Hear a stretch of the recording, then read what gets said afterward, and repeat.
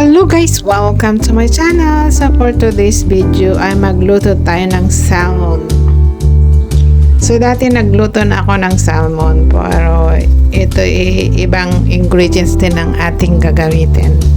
So meron tayong butter, grated ginger, grated garlic,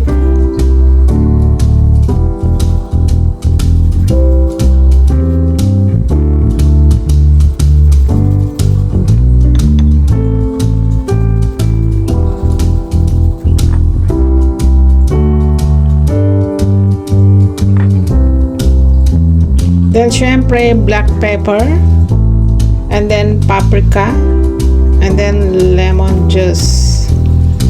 So kukunin natin yung lemon juice and syempre gagamitin din natin itong lemon. Ilalagay natin doon sa salmon para mabango.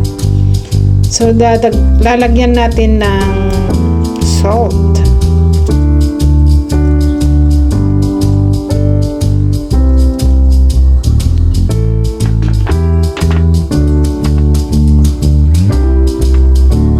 So, i-mix well natin yung ating mga ingredients.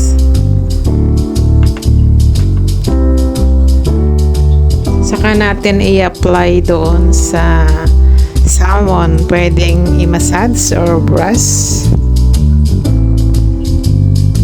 Both side ay lalagyan natin. And that's it. Napakasimple guys.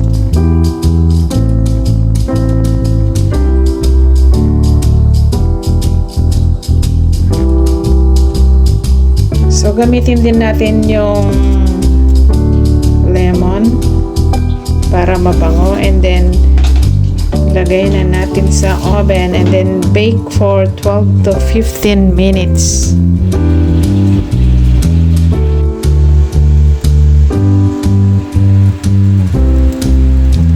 So, yan guys, medyo naluto na. So, lagi nating check, baka na ma-overcook.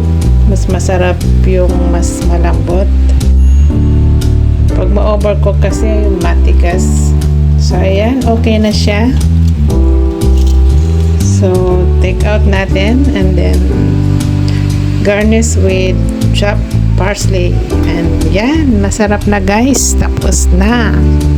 So ito ang ating salmon or baked salmon. Simple recipe but masarap. So thanks for watching. See you on my next vlog. Please like and subscribe. Bye bye.